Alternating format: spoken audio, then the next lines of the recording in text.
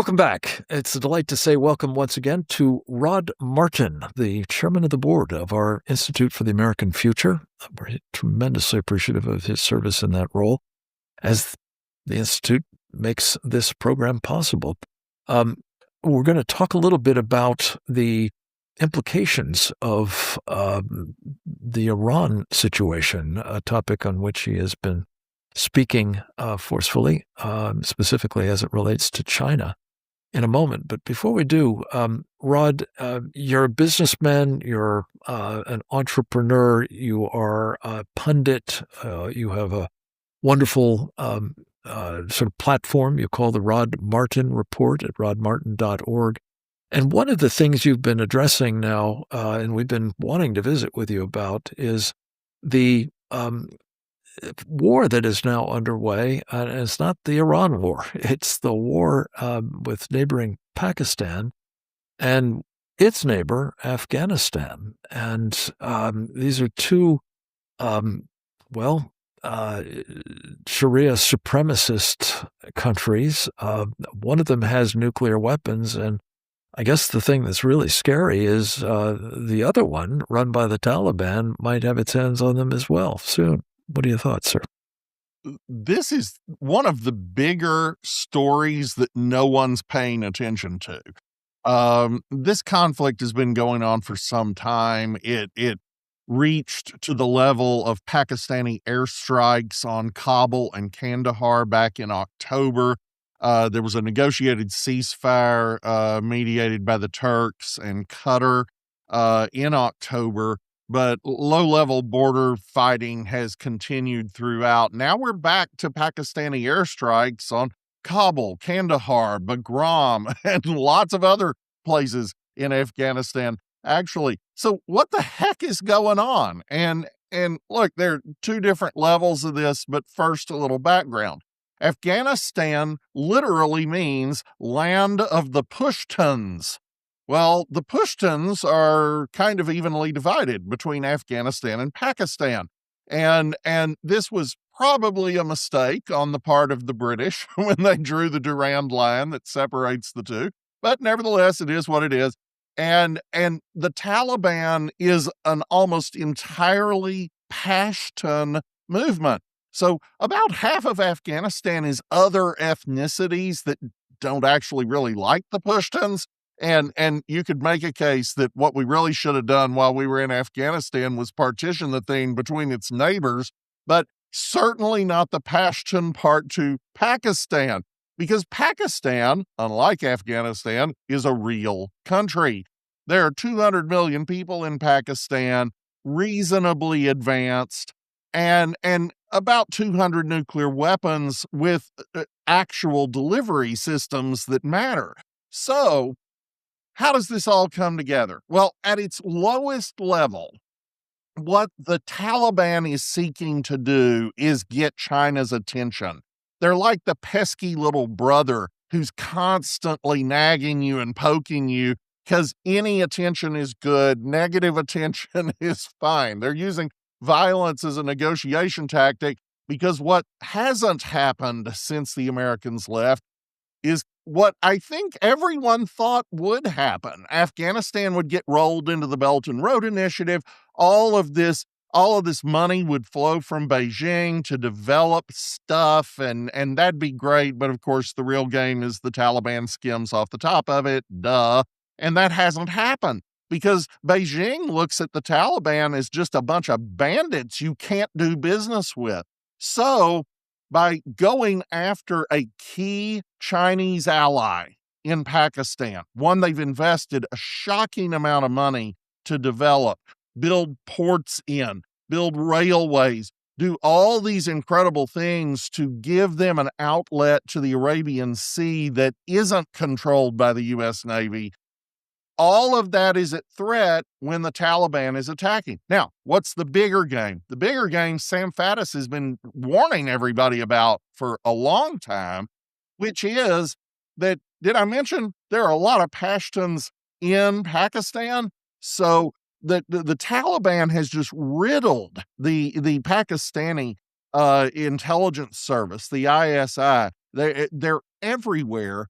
And what they really ultimately want is to take over Pakistan the way they have in Afghanistan. They don't have to beat Pakistan militarily. They just have to wear them down and create the conditions for a coup. And if they could do that, you would kind of have a greater Afghanistan that would have about 200 strategic nuclear missiles and really make what Iran has done in the Middle East look like nothing. Is that high probability? No, that probably doesn't happen, but it's something we really have to pay attention to and take very seriously. At the very least, the Chinese are probably going to have to buy off the Taliban. Rod, let me just ask on that last point. Why isn't it a probability? I mean, it does seem as though you've got a lot of sympathizers with the Taliban in the intelligence services and the military of Pakistan. You have a sizable population beyond, those who penetrated the wire, if you will, that could be, perhaps in control of those nuclear weapons at inadequately protected outposts where they are deployed at any moment, could they not? Well, the Pashtuns are not the only group in Pakistan either. And there are an awful lot of people who think that this would be a horrible idea. And Pakistan is a real country. It might not be quite as real as France or the United States, but, they've got real security. They've got a halfway decent legal system, which they can attribute to the British insofar as that still stands. They've got real security. They've done a good job so far of fighting off the Taliban's assaults on key bases and nuclear installations. They've had a rash of attacks by the Taliban on police and military installations in the last little bit, which is what provoked this last round of airstrikes. I'm not sure that that's really getting them where they want to go. I'm not sure that's building them the support that they want. But I would they being in this case the Taliban. I'd be very, very concerned about this, and the United States has to take this very seriously, even though it probably won't happen. But if it did happen, it would be cataclysmic. Yeah. And the point is, it's cataclysmic in a lot of different ways. We'll be right back with more with the great Rod Martin. Stay tuned.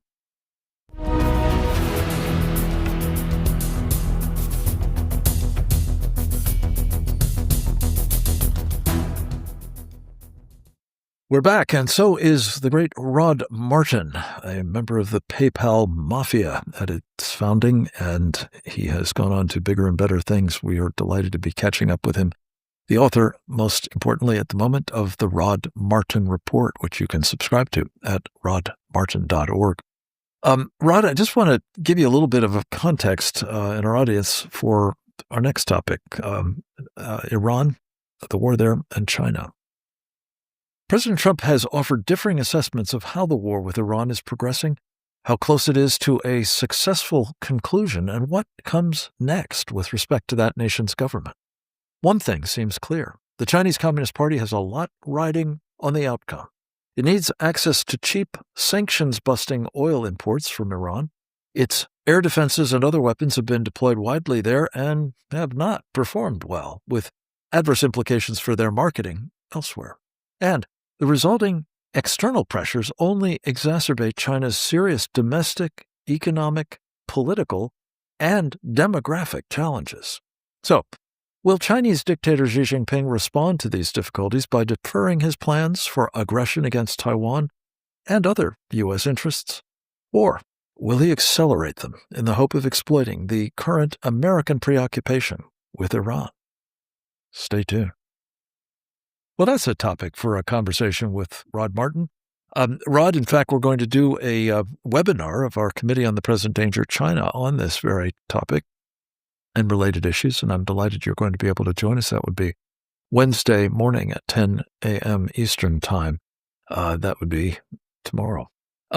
Rod, what are your thoughts on the knock-on effects of what's happening in Iran for the Chinese Communist Party, our mortal enemy? Well, this is catastrophic for China, and they are beginning to perceive it as such. I mean, first of all, the blockage, however theoretical it may be, it's not an actual blockage of the Strait of Hormuz, is really putting a crimp in them. They've gotten all this insane amount of discounted, and I don't mean a little bit discounted, crazy steep discounted oil from Iran and Venezuela and Russia. And that tap is shutting off. And we talked about that in an earlier episode, in light of the Indians now joining into our interdiction of the shadow fleet. I just saw Sweden has now joined in, Belgium has now joined in. So everybody's taking a whack at this. And this just really shoves China in the direction of recession at tremendous speed. But the bigger issue, and we published a piece on this at rodmartin.org this morning, is that the Chinese regime correctly sees this as an instigation for people in China to try to overthrow the government there. And of course, they're terrified about what Trump could do to help that, because it was their absolute certain position that Trump would never do this in Iran, and that if he did, it wouldn't work the way it has. And of course, they believe in their own technology, which has turned out to be junk. So not all of it, but certainly what they sold to Venezuela and Iran is junk. So I don't know why anybody else would buy it, and yay for Boeing and Lockheed. But the point remains, they're actually scrambling, trying to censor news out of Iran because they're afraid they're going to have an uprising, and they got this whole thing wrong. And the reason they got it wrong is what we've been talking about for over a year. Xi Jinping has purged everybody competent in his government, as a result of which there are only yes men left. They are only telling him what he wants to hear. Those are the only people he can count on to not overthrow him. And that has turned out to have immediate consequences on his understanding of the strategic picture. So they're just reeling in Beijing. So I guess the question that I put as pointedly as I could in that commentary, Rod, is, so how does he respond to this set of circumstances? One might assume that, he would recoil and just try to hunker down and hold the line at home. But there's this phenomenon that when totalitarians like him get in trouble, they frequently will lash out. They'll try to create some pretext for the kind of, intensified repression at home that accompanies all of this by saying, well, there's a threat over there. We've got to go address, rally around the flag, boys. Let's go take that on. So does this, in your estimation, increase the danger that we might be facing of Chinese aggression in this window, whether it's against Taiwan or Guam or Japan or South Korea or us? Who knows? Normally, I would say yes, but actually, I think it's inducing paralysis to a great degree. And we talked about this when Xi purged Zhang Youxia as head of the People's Liberation Army. He's gotten rid of the guys with combat experience. He's gotten rid of the guys who actually know the limits of the PLA. And so he's likely to be tempted to be more adventurous and maybe go after Taiwan, maybe do some things that are really dangerous to us. But now his entire strategic calculus has been brought into question in a way he cannot ignore. So they've got to rethink, could Trump actually capture Xi Jinping in Beijing? And the answer is probably no, but he can't count on it the way he could before Caracas and the way he could before we killed virtually the entire leadership in Iran. And so everything is in play. I think we're going to see a little bit of paralysis. They're going to probably continue with the summit meeting that Trump is scheduled to have with him. We might get to a deal, because the truth is they need energy.